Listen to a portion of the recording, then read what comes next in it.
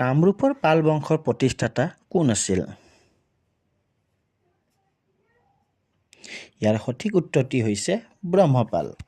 কোনটো গ্ৰহক পৃথিৱীৰ যমজ গ্ৰহ বোলা হয়?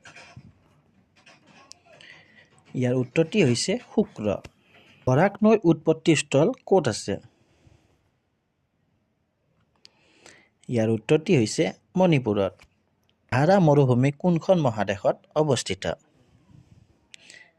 ইয়াৰ সঠিক উত্তৰটি হৈছে আফ্ৰিকা। কোনখন ৰাজ্যত ৰাতিপুৱাৰ সূৰ্যৰ পোহৰ প্ৰথমে পৰে?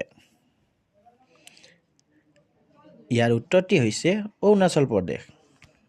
আহোমৰ প্ৰথম ৰাজধানী কোনখন আছিল? ইয়াৰ উত্তৰটি হৈছে চৰাইদেউ।